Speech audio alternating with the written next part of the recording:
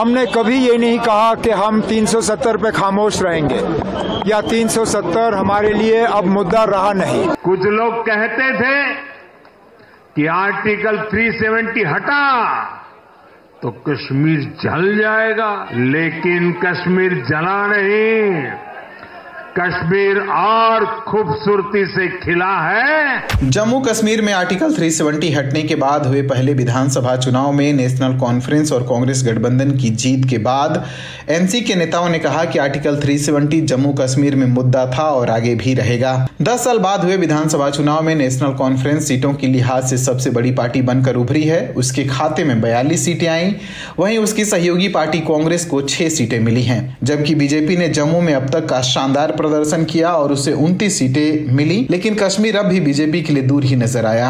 इस विधानसभा चुनाव में एनसी ने आर्टिकल 370 खत्म किए जाने के मुद्दे को जोर शोर से उठाया था और इसे अपने मैनिफेस्टो में भी जगह दी थी।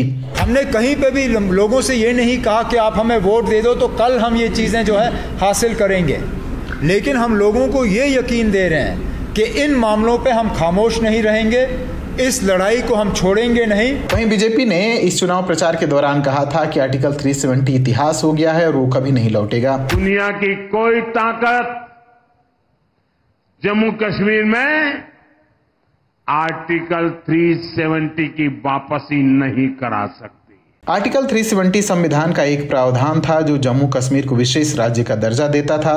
अगस्त 2019 में केंद्र की मोदी सरकार ने आर्टिकल 370 को हटा दिया था। 8 अक्टूबर 2024 को विधानसभा चुनाव के नतीजे आने के बाद कहा गया कि नेशनल कॉन्फ्रेंस की जीत में आर्टिकल 370 के मुद्दे का भी योगदान रहा। वहीं बीजेपी लोगों को ये समझाने में नाकाम रही कि आर्टिकल 370 का हटना उनकी इज्जत से जुड़ा मामला नहीं है। हालांकि नेशनल कॉन्फ्रेंस के साथ गठबंधन में शामिल रही कांग्रेस आर्टिकल 370 के मुद्दे पर खामोश रही, लेकिन उसने स्टेटहुड के मुद्दे पर जरूर कहा कि वो इसे वापस दिलाएगी। भले ही नेशनल कॉन्फ्रेंस और पीडीपी जैसी पार्टियों ने आर्टिकल 370 के फिर से बहाल करने के मुद्दे को इस चुनाव में भुनाया, लेकिन उन्हें भी पता है कि 370 की बहाली आसान नहीं होगी। उन लोगों से उम्मीद करना जिन लोगों ने 370 हमसे लिया कि हम उन्हीं से वापस हासिल करेंगे, वो बेवकूफ़ी है, वो लोगों को धोखा देने के बराबर है।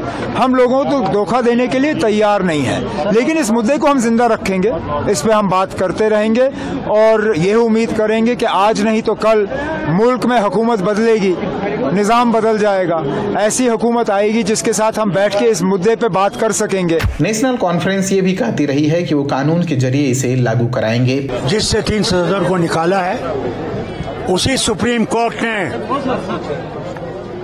2 जजमेंट्स दी हैं जो कहा ये परमानेंट है। हम फिर से सुप्रीम कोर्ट जाएंगे और कानूनन इसको वापस लाएंगे। हालांकि राजनीतिक रूप से जम्मू कश्मीर में 370 को लागू करना बहुत मुश्किल नजर आता है, क्योंकि इसके लिए संसद के दोनों सदनों में 2/3 बहुमत और 50% विधानसभाओं की मंजूरी चाहिए, जो वर्तमान राजनीतिक परिदृश्य में मुश्किल लगता है।